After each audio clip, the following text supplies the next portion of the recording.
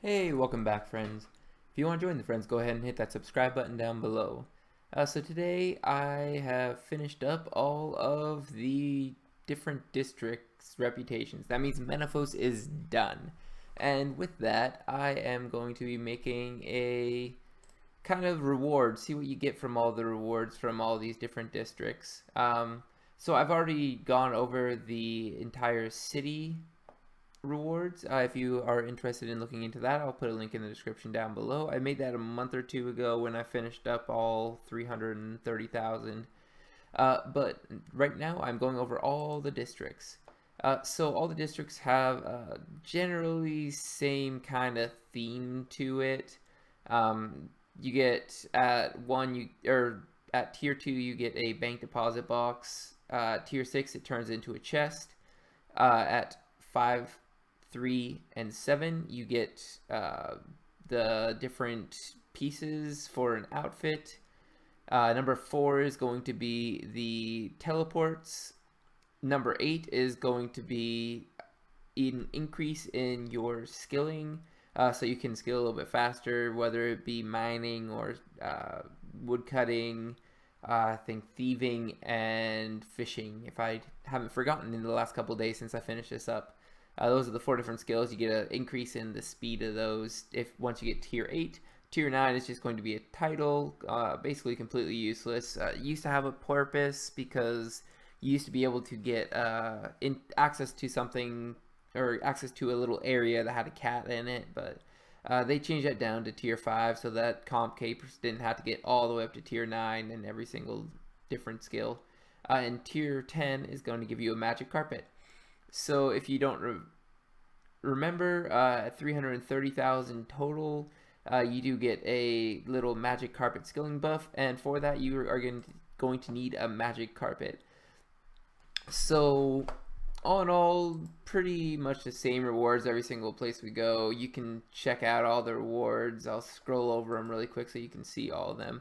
But it's basically just bank chest, deposit chest, the outfit, and the skilling up.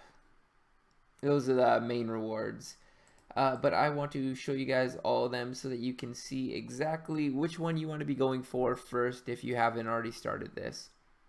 So first things first, the big reward, the tier 10 rewards, is going to be the pets. So let's go ahead and check out all of the pets. The Imperial one is going to be a kind of bluish green color, and he's kind of bulging his chest out. He doesn't do anything too interesting. Worker is going to be all droopy. He's a little bit sad. He's like the little donkey guy from Winnie the Pooh. Oh, everything bad always happens to me. And then ports is going to be a nice little flowing one, nice blue color. This was actually my first one, so I have a little bit of a connection with this one. But I skipped over the merchant one because I think that this is my favorite one. This guy, little guy, like dancing around doing a pee-pee dance or something like that. So that's kind of cool, just dancing around. I think I'm actually going to be using this. If I ever use any of these magic carpets, I'm probably going to be using the merchant one just because I like the look of that the best. So that's actually one of the decent ways of figuring out which district you want to go for first, because you need to get 300,000 reputation in a district before you get 330,000 reputation in the city. So you don't really have too much extra too much extra reputation to be wasting if you're trying to get the magic carpet boost. Okay, so next thing we can check out is also in this. We are going to be checking out the wardrobe, seeing all of the different outfits. I'm currently wearing the beachwear. I like the look of that, but that's unrelated to this. So the first one is going to be Imperial. It kind of looks a little bit regal. That's kind of what you're looking for with Imperial, though. It's not really my cup of tea just because of the headpiece. I don't really like the headpiece that much. Merchant, again, the headpiece kind of looks really stupid. It's just like huge. I guess if you're trying to be like a more I don't know, I guess military type look, that headpiece would be okay, but I'm not sure why merchant has a more military type head. The bottoms and the top look okay to me though. So with ports, I just straight up dislike this outfit. There's nothing about it. It's an ugly blue color and it shows a little bit of midriff for females, and the cap is just so stupid. It's like a swimming cap, which makes sense for ports, but I don't think swimming caps really look appealing. And worker is absolute garbage. They basically made it so that you are wearing the least amount is necessary to work in. The arm wrap actually looks decent, I guess, but besides that, I don't really like any of these outfits. And you get that from tier 3, 5, and 7 in all their designated areas. So if we look at the reputation again, we are gonna skip over the titles because the titles are basically just whether or not you actually get the title or you like the title. It's of the Imperial District, of the Ports District, of the Merchant District, and of the Workers District. All those are completely irrelevant. It's either you like the title or you don't. And with so many titles in the game nowadays, there's not really a point. The skilling boost is another possible thing that you should be going for, or be the choice of which one you're going to be doing first. The skilling boost, you are going to want to obviously get the skilling boost in the one that you're going to be doing the most often. If you're doing this perfectly efficiently, you shouldn't be using any of these, but most people are going to be wanting to use at least one of them. They're actually a decent way to get the mining and the fishing outfit pieces for invention outfit pieces, the elite outfits.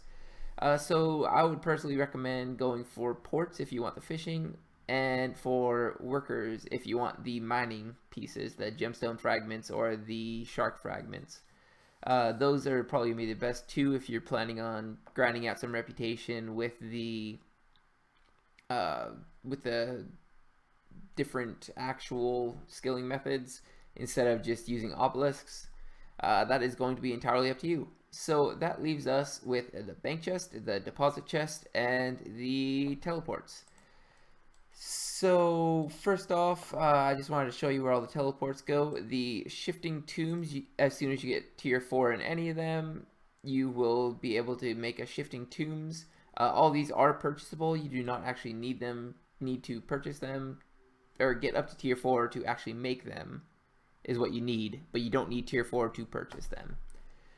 So the shifting tombs is decent if you plan on grinding out the fastest reputation in the game besides soul obelisks. I believe it's World 2 has shifting tombs. I think they might have actually added it to like World 134 or something, so that might be the new world, but when I was doing this it was World 2 because it was just coming out. Again, the Sophonim Slayer Dungeon teleport, that is going to teleport you to the Slayer Dungeon, obviously, and is unlocked at tier 4 of any of the 4 districts. It teleports you right here, and you can go right into the dungeon. Says I don't have any feathers to Mott because it's not going to let me in there easily. Then this leaves the 4 districts. The Merchant District is going to be a decent teleport if you just want to get to a bank pretty quick. It does have their bank chest right here, and the Grand Exchange is right over here. So if you don't have, the Perfidus already unlocked, this might be one of the faster ways to actually get to a Grand Exchange, assuming that you don't have the money to actually get the Onyx ring or the Luck of the Dwarves ring. These do cost like 2 to 3 million for the Onyx variant, and the Luck of the Dwarves is like 30 million. So if you don't have the money for that, this is probably going to be the fastest way of getting to a Grand Exchange. The Workers District is kind of worthless in my opinion. I'm not really sure why they have this teleport right here. There's not really much in the Workers District to do. The Port District is, in general, the same. There's not a whole lot that you could possibly do with this teleport. It doesn't even put you near a bank. It puts you in the middle of Port District that has nothing around it. I guess this might be a way to get to a furnace. There are better ways to get to a furnace, though. And the bank chest, as well as the skilling plot, is way over here. I would love to see them actually toggle it so that you could toggle it to be right here, or to toggle it so that it actually puts you right by the fishing plots.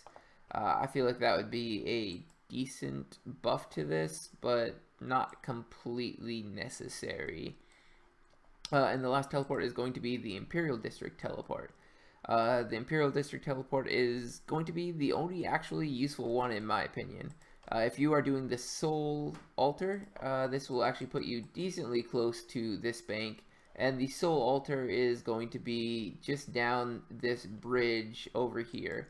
So this puts you by the bank so that you can bank quickly and then run off over to the Soul Altar. If you haven't seen the video on Soul Altar, I'll put that in the links down below as well. That way you can know how to unlock it, as well as I believe that you can get up to like 400,000 experience per hour in rune crafting doing it. So it's probably the most efficient way of getting rune crafting experience now. I believe that using the Imperial District teleports is actually a little bit faster than going through the Abyss. So it'd be the fastest way of charging up the Soul Obelisk or the Soul Altar, and then you would use the Abyss obviously to get to the. Oh, I need a Soul Talisman to be able to access Soul Altar. They must have fixed that. But this is the rune right here. You would use the Abyss whenever you actually plan on crafting the runes. So let's go ahead and get back to a GE, because another thing that I wanted to show you is the prices of all of these. If you didn't see already, that's where all the deposit and the bank chests are, by the way. If you don't know, the tier 6 is actually going to change your deposit box into a bank chest. You should have seen them all while I was running around. I pointed them all out.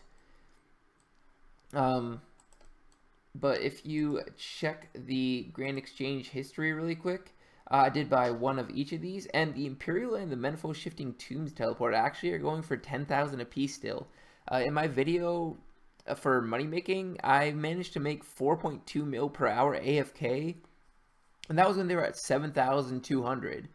So this is going to be even better AFK money making, assuming that anybody is buying these teleports. I'm probably going to check the margin on these to see how large the margin is. But I might be making like 10,000 of these things, just something to do AFK. I've been looking for my next loot video, honestly, and making a decent number of these would be a pretty quick thing to do and would be good money per hour. So if you're looking for AFK money making, you might want to look into either of those. All in all, though, that's basically all there is of Menaphos. I will be coming out in a guide on how to get the fastest Menaphos reputation in the next day or two. So go ahead and hit the subscribe button down below if you want to see that, as well as all my other content. If you do like this video, leave a like and comment if you have anything to say. As always, have a good one.